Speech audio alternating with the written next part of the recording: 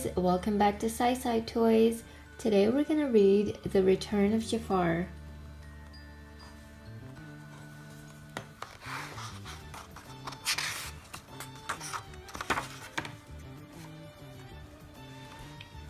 Once upon an Arabian night, a band of thieves stole a wonderful treasure. Not bad for one night's work, said their leader. His name was Abismal. The thieves didn't know they were being watched. Suddenly, a furry hand shot out of the darkness. It belonged to a monkey named Abu. Abu plucked a flower-shaped jewel from the treasure. "Thief, put that back!" shouted one of the robbers. Just then, Aladdin swept down on his magic carpet. He scooped up Abu and all the treasure too. Then away they flew to the city of Agrabah. Aladdin gave the treasure to the poor people, but he saved the flower-shaped jewel for Princess Jasmine. Meanwhile, far out in the desert, a parrot burst out of a magic lamp. The parrot's name was Iago. "Iago, get me out of this lamp!" shouted a voice. It belonged to Iago's cruel master, Jafar. Iago did not want to free Jafar ever, so he dropped the lamp down a well and flew away. Once, after being tricked by Iago and Jafar, Aladdin had found a different lamp. The kind-hearted genie who lived inside it helped Aladdin win Princess Jasmine's heart. Jafar had tried to steal the throne from Princess Jasmine's father, the Sultan, but Aladdin had come to the Sultan's rescue. Then Jafar got hold of Aladdin's lamp. He wished to be a powerful genie. Jafar got his wish. But he forgot where genies have to live. He and Iago were pulled down into a lamp. The genie had thrown the lamp far into the desert.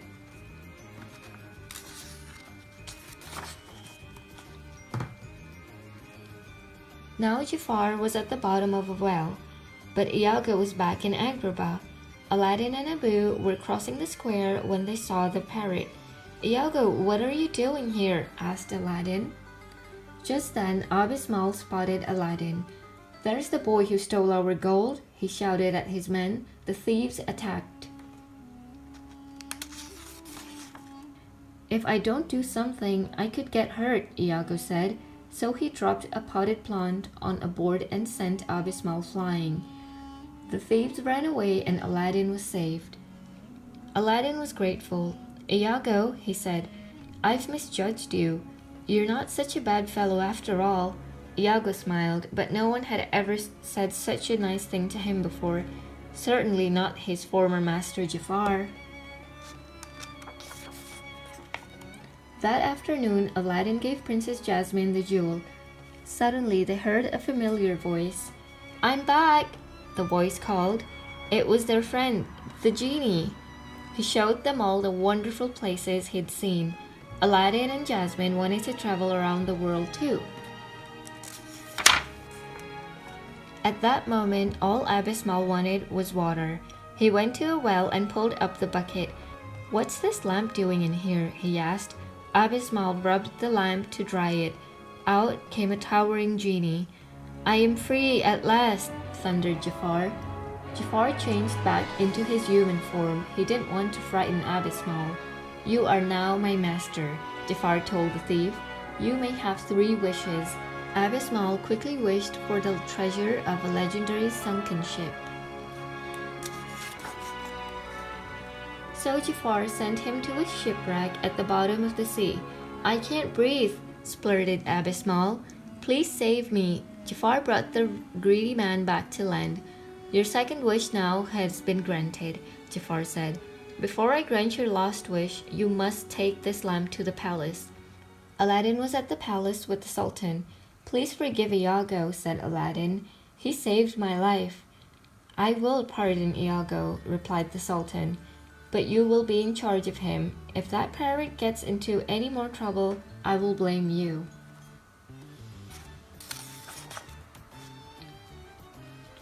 That evening, Abismal crept into the palace. He put the magic lamp on a table beside Iago. Jafar flew out of the lamp in a huge cloud of smoke.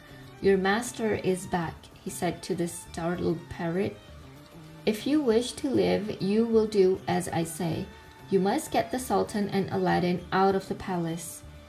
Iago was afraid of Jafar, so the next day he spoke with Aladdin. "Perhaps the Sultan would like to take a ride on your magic carpet," he said. "What a splendid idea," Aladdin replied.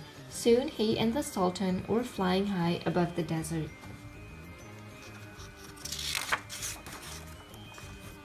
"Good," cried Jafar. "The Sultan and Aladdin are gone. It is time to deal with Aladdin's friends." Jafar took the genie by surprise.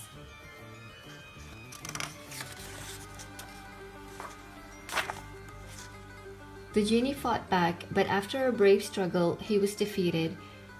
Jafar trapped the genie inside a glass ball. Then he locked Abu in chains. Iago felt terrible. His new friends were in danger, and it was all his fault.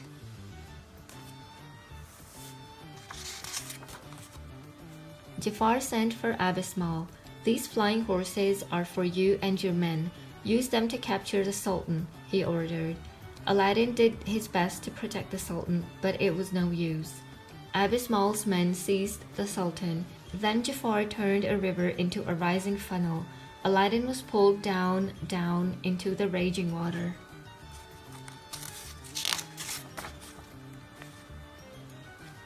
Next, the evil Jafar captured Jasmine. "Thanks for your help," he said to Iago.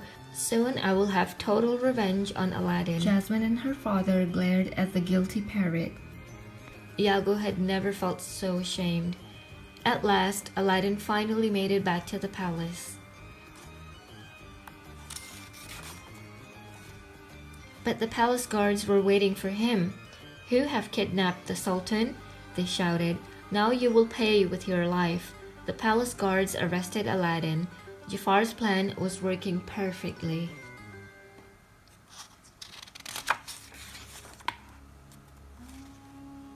Iago felt so guilty. This was all his fault.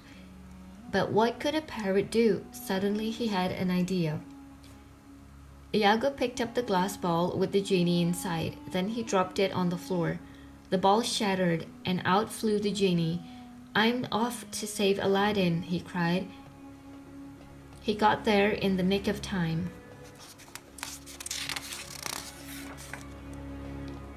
Jafar was furious. He became a genie again. "How many times do I have to get rid of you?" Jafar shouted at the genie. He attacked the genie with all his might.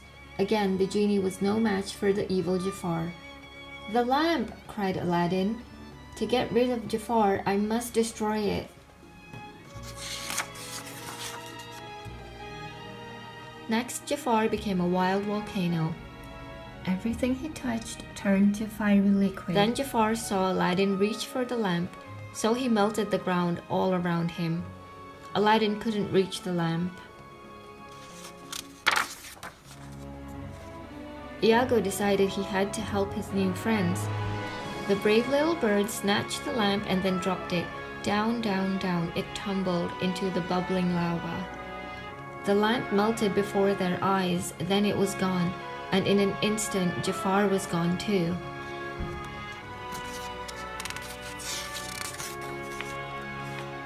Everyone returned to the palace.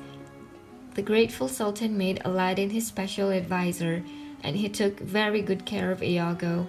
Now that the kingdom was safe, Aladdin and Jasmine flew off on the magic carpet. It was time for them to see the world.